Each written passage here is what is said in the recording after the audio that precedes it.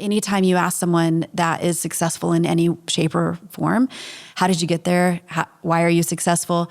They're usually able to point to some time in their childhood, sometime in their upbringing, someone that poured into them. But it's always an adult. Like, it's always someone that they can point to. Yeah. And it's critical in today's society that the adults find ways to plug in to the local schools, the local community.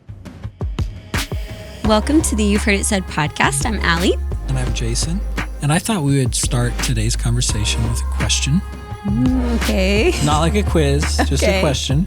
And the question is, like, who are some of the adults, maybe teachers, who've had a major impact on your life? Oh, I can think of so many people. If I had to pick one, I would pick Miss Ritchie. Okay. So she was my 7th grade English teacher. Going way back in the day, back to middle school, and I was super awkward. I looked like Hermione Granger in movie 1. It was a time. But she was so nice to me, and she was so encouraging, and she taught English, which was my favorite subject. And one week we were writing poems, and she read mine, and she just paused, and she looked at me so seriously, and she was like, "Allie, you have a gift." And it just really resonated with me. And I think a big part of why I write now is because of Miss Ritchie and her influence on me.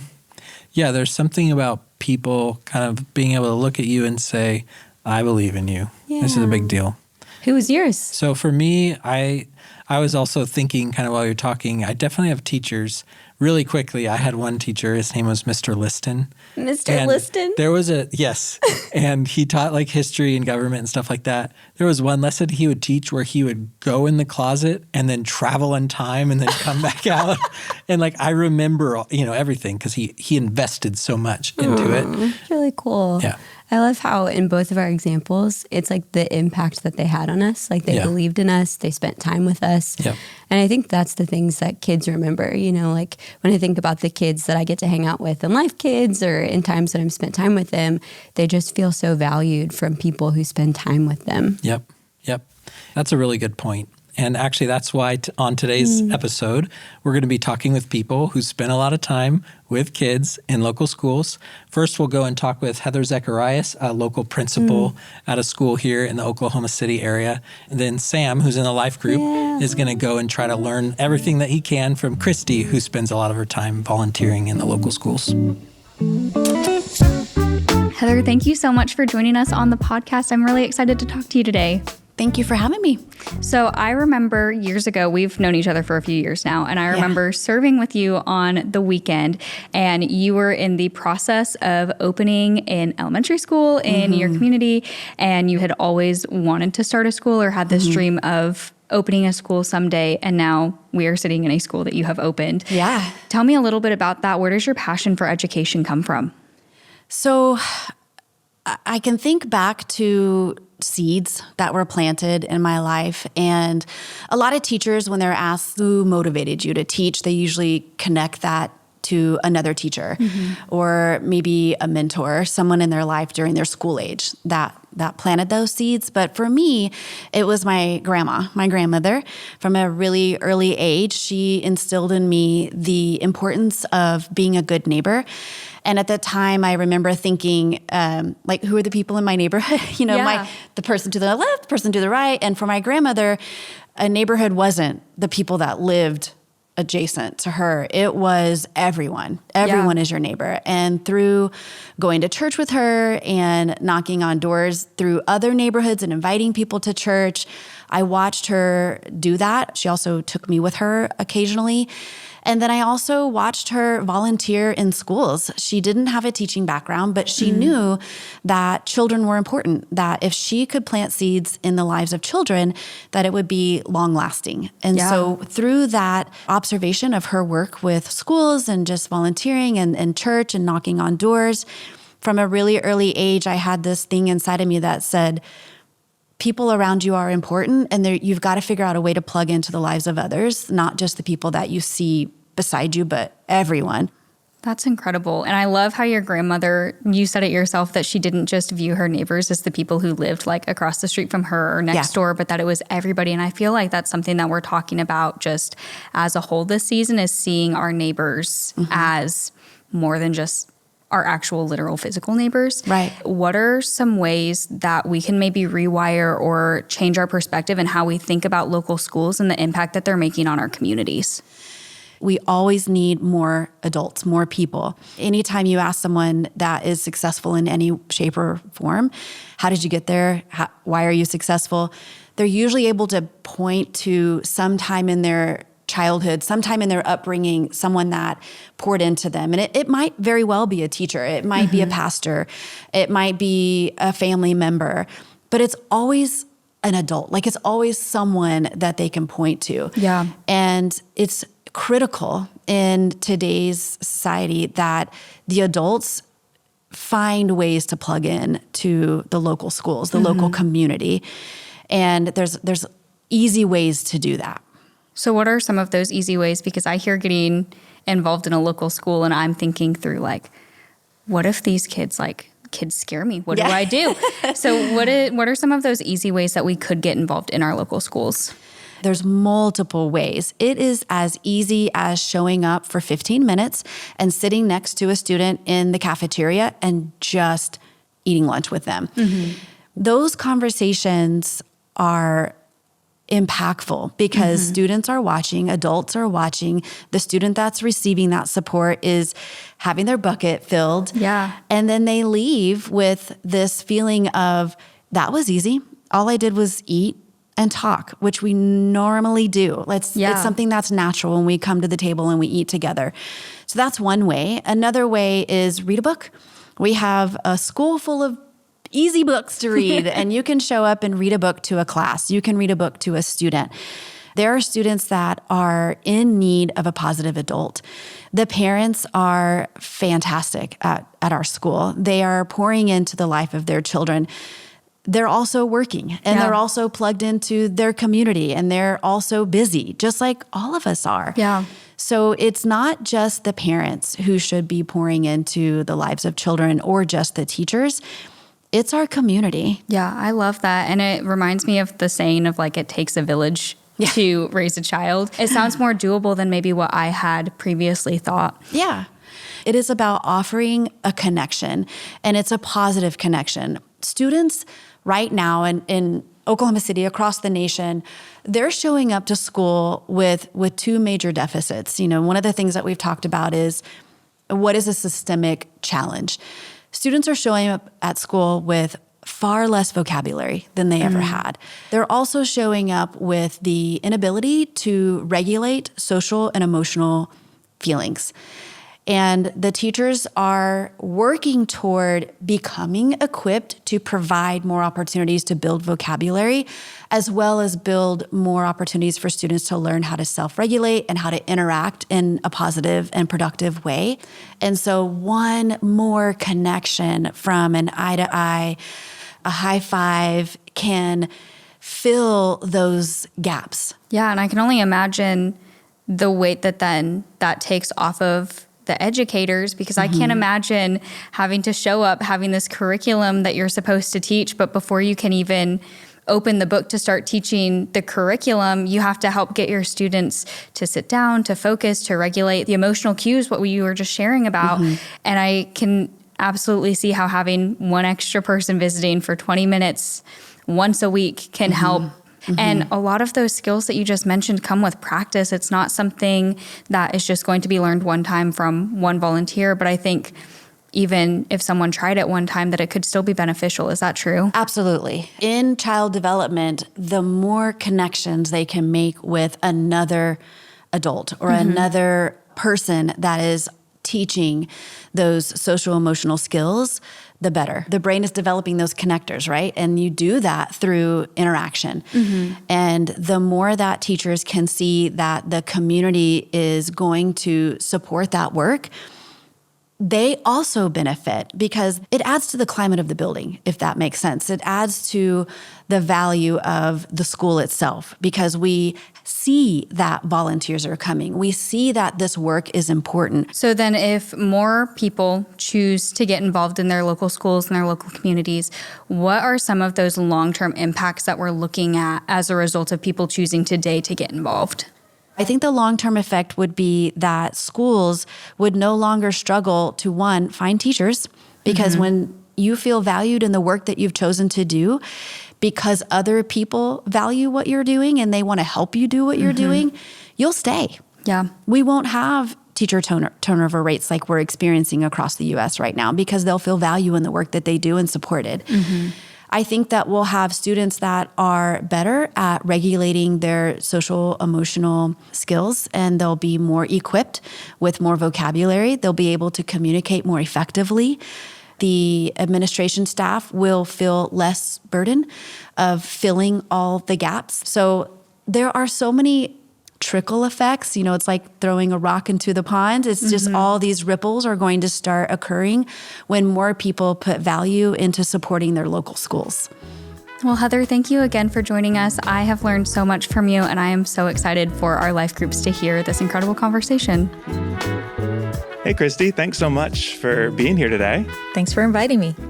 So we're in the middle of an episode talking about local schools, but I really wanted to hear from you about what it looks like to get involved in local schools, because I have a 3-year-old, and so I've been really starting to think more about what it looks like to be involved in local schools in my community, and I just really don't know where to even start, what to think about, how to approach it. So I just wanted to pick your brain in this conversation. When did you first get involved and first get interested in local schools? So when I was 19 and in college, I needed volunteer hours for a class. And that's where I first landed in the public school, elementary school level. And at the same time, I realized how much of an impact my teachers made on my whole life. I was just beginning to unpack that at the same time, stepping my foot in to an after-school program. And I was just hanging out with kids. So that's my first kind of experience with it. That's awesome. Yeah, and what does that look like throughout the years? I had my own children, and that was a time when I didn't really feel like I had any extra to give outside of my own home. But someone literally knocked on my door and said, "We are trying to support this elementary school that's right down the street from where you live. Will you help us?" And at first I said, "I can't. I have a baby, a toddler." But then it started to grow on my mind. So I began to say yes. And what did that look like? What were some of the things that you were saying yes to? So at first it was organizing an event outside of school. So we did an ice cream social. And I was part of a team who organized that event. Then we decided to do a block party, and I was part of a team who organized that. And the purpose of these events were for families to come, and whatever resources we could get from the community, they would come and maybe get a haircut or get free school supplies. And I was helping plan those events. I was a small part of it because it takes many to work together on something like that. So I love what you said about making a small difference, and there were people around you who were making a small difference too, and together was leading to a big difference. So what are some other needs that you've seen that local schools tend to have? That's a good question. So really anything from the smallest products donated. I know this from volunteering in schools, that they need reams of copy paper. That's like a love language in the elementary schools and high schools. Also, I found that small gifts to teachers or the staff at the school go a long way. A $5 coffee drink dropped off at the front desk of a school. You don't have to be a registered volunteer to do that. You can drop off. There's also the gift of time. If you see people outside a school zone with their stop signs, that person's probably volunteering to be a crossing guard for the kids to cross safely. So it seems like there's both big and small ways to get involved with local schools. You can start small with something like bringing coffee. Yeah, there's more time-consuming ways, such as a substitute teacher position. That's something that I kind of dream of. I'm not there yet because I have 5 kids and we have a lot going on at our house. So I'm not quite there yet. But I love the substitute teachers who are really committed. My kids look forward to having them. And it makes a huge difference for teachers to know that they can leave their class with another safe adult and do whatever they need to take care of with their family. Or if they get sick, they don't have to worry about it. So how did you discover all of these different needs for your local schools? Check out the school website. There's going to be a volunteer button somewhere. Press it. Once you start the process of becoming a volunteer, you will hear the needs through email, through text if you sign up for text. Probably every school is slightly different how they communicate, but they communicate the needs. I never would have thought to just go on the website. Like, it seems so simple and just look for a volunteer button to click. But what else can you do beyond clicking on a volunteer button? What are some other ways to discover needs? For sure, talking with the teachers, talking with the staff, getting to know them, asking my kids' teacher about their own family, finding out when their birthday is, and finding out, do you like coffee? Just building relationship with the people who you are in contact with at the school can go a long way. And it has impacted me. I've learned so much from teachers who I've gotten to know, and it's been a gift to me that they've let me into their life a little bit.